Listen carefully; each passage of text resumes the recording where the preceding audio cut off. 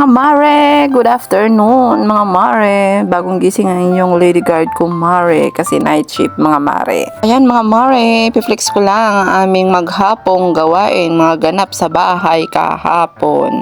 So umaga pa lang mga mare pagising namin kasi nga dahil night shift pa ang pasok namin at ang asawa ko ay walang pasok dahil holiday kahapon. So ayan, umaga ng mga 8 a.m. ay namalingki muna kami. So ayun, yung may gulay na yung binili ko yung mga may bulaklak ng kalabasa at saka ng mga saluyot saka mga talbos ng sitaw. So ayun, alam niyo na mga mare, magdidinengding na naman ako mamaya.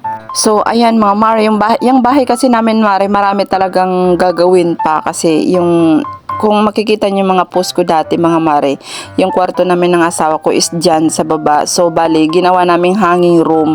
Yan, so yung nasa taas yan mga mare, room, yan na po yung kwarto namin ng asawa ko. So yung baba, yung ilalim, may ginawa naming parang konting sala. So ayan, so wala kasing mga kurtina pa mga mare, kaya naglagay kami ng mga kurtina. So ayun mga mare, umiral na naman yung pagkakuripot ng inyong maring Lady Guard Lucana na dapat binili ko ay stainless na lagayan ng mga kurtina. So ang mahal mga mare, kulang talaga ako sa budget mare, as in wala talaga akong budget kasi marami pa akong paggagastusan mga yun mga mare.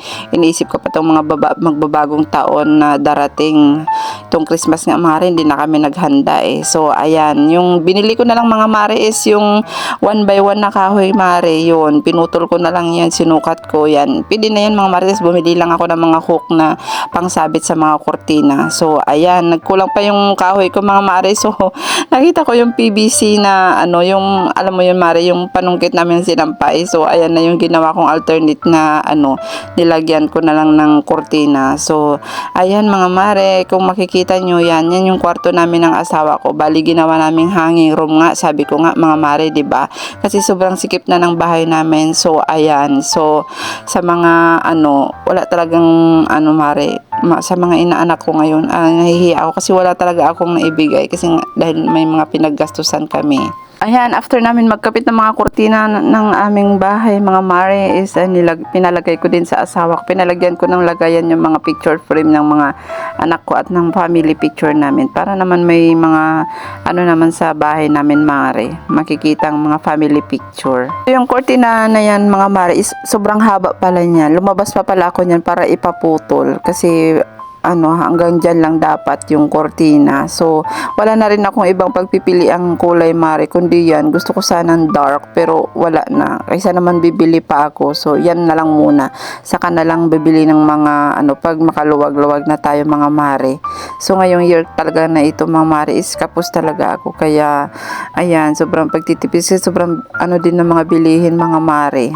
Kaya mga mare, kung gusto nyo, gayahin din nyo din yung style ng ganyan. Yung kung masikip yung bahay nyo, pwede nyo gawing hanging room na lang para yung space sa baba is pwede nyo pang mapanlagyan ng mga kung ano-ano dyan or ng kunting sala or sofa na gagamitin nyo. So, ganun din kami niisip namin na pag makaluwag-luwag is makakabili din kami ng sofa para dyan sa ilalim ng hanging room namin para gawing kunting sala.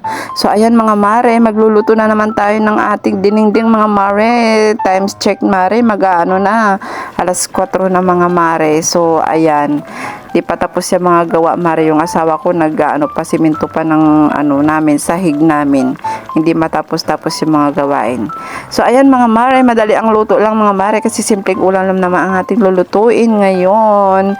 Magpapakulo lang ng tubig, lalagay mga sahog, so ganyan lang mga mare. Tapos ilulunod yun na ang mga gulay natin at syempre titimplahan nyo lang yan, lalagyan nyo ng bagoong isda. So sa mga Ilocanang katulad ko, hindi talaga nawawala ang bagoong isda mga mare. So mga magic sarap, sa mga ganyan. So yan, simpleng ulam mare, masustansya at masarap, mura pa mga mare. Bali yung mga per tali tag 20-20 mga mare. So dati tag 10-10 lang yan mare. Ngayon kasi nagmahal na talaga lahat mare, lahat na lang nagmamahal. Mahalin na kayo mga mare, kainan na. Ayan, si kumare nyo nagkamay na naman. Sabi ko nga sa inyo mga mare, lagi ako nakakamay pag kumain, lalo na pag mga gulay. Gustong gusto gusto ko talaga nakakamay pag kumakain. Bali, alas 5 na yan, Mare, ng hapon. So, kumain na kami ng maaga kasi papasok ako sa work. Kami nila GM at saka ng asawa ko. Kasi after nyan kakain, Mare, maliligo na ako. Magpe-prepare na ako sa pagpasok sa trabaho kasi dahil nga night shift ang kumarin yung lady guard. So, panggabi siya sa duty. So, ayan mga Mare, kailangan kumain muna bago pumasok para sa work mga Mare, hindi na ako kain. So, ayan, papasok na sana ako sa trabaho mga Mare. Biglang dumating yung pinsan ko at ng bayaw ko. Galing na siya. So, may dalang bunga ng malunggay at ng talong at ng konting sitaw. So, ay alam nyo na mga Mare kung anong luto niyan.